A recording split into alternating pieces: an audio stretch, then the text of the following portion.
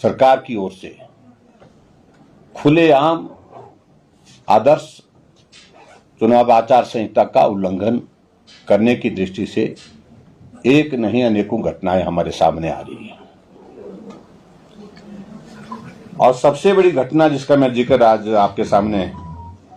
करना चाहूंगा,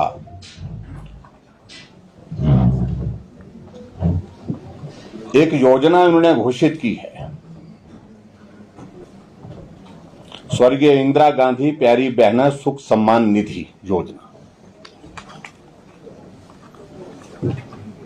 अभी हिमाचल प्रदेश में बजट सत्र था, बजट पारित हुआ,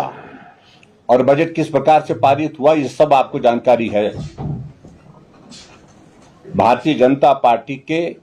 15 विधायकों का निलंबन करने के बाद बजट का पारण हुआ। अभिप्राय इसका सीधा है कि हिमाचल प्रदेश में वर्तमान कांग्रेस की सरकार के पास बहुमत नहीं है। उस सारे विषय में मैं बाद में आऊंगा, लेकिन प्रमुख विषय आज का सबसे जो महत्वपूर्ण लगता है, जब विधानसभा का चुनाव था, विधानसभा के चुनाव से पहले भी हिमाचल प्रदेश में हिमाचल की सभी माताओं बहनों को 18 से 60 साल की जिनकी आयु है 1500 रुपए कैबिनेट की पहली बैठक में प्रस्ताव ला करके हम देने की घोषणा करते हैं। ये कांग्रेस पार्टी ने अपने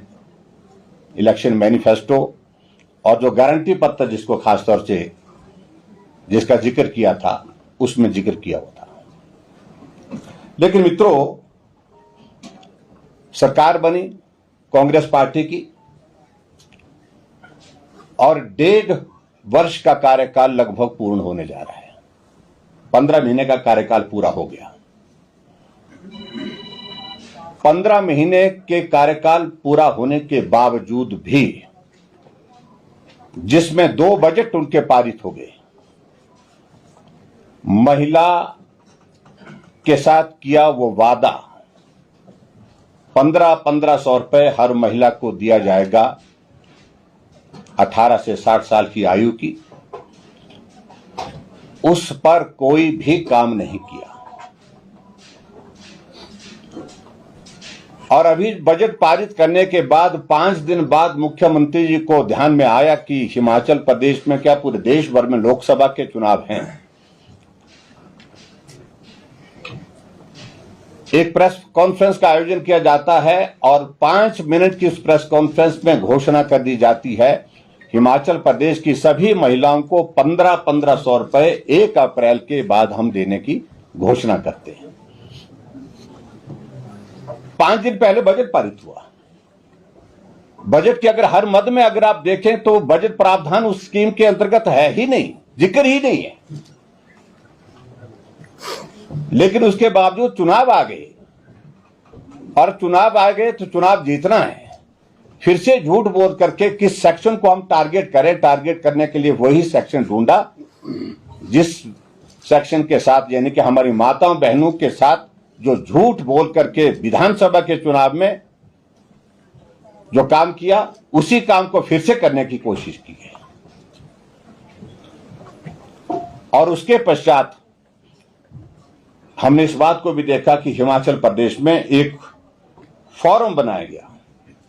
और ये फॉर्म लगभग उसी तरह का फॉर्म है जो विधानसभा के चुनाव से पहले उन्हें महिलाओं की गारंटी के लिए वो फॉर्म भरे थे, जिसमें उन्हें गारंटी दी कि हम गारंटी देते, हम धारक जो है वो इस बात की गारंटी देते हैं कि हर महिला को 1500 रुपए दिया जाएगा। अब फिर से वो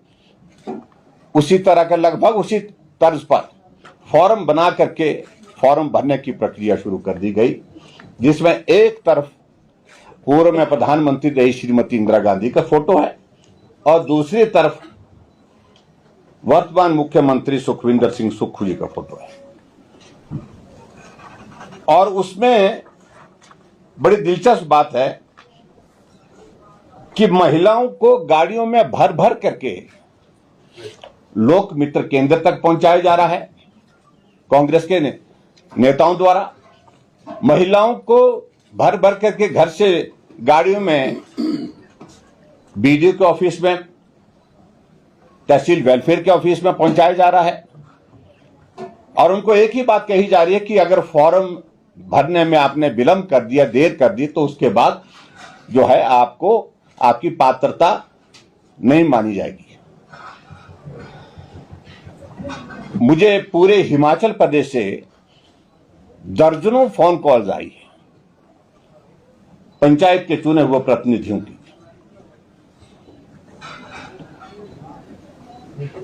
और कुछ जगह जनप्रतिनिधियों के साथ साथ में कर्मचारियों के, अधिकारियों के भी फोन भी इस बात के लिए आ रहे हैं कि वास्तविकता क्या है। और इसलिए इसमें आज हमने उचित समझा कि जब आचार संहिता लागू हो चुकी है पूरे देश भर में, हिमाचल भी देश का हिस्सा है और हिमाचल प्रदेश में भी आदर्श आचार संहिता का जिस प्रकार से उल्लंघन करने की कोशिश कर रही है कांग्रेस की सरकार, उसके संदर्भ में चुनाव आयोग को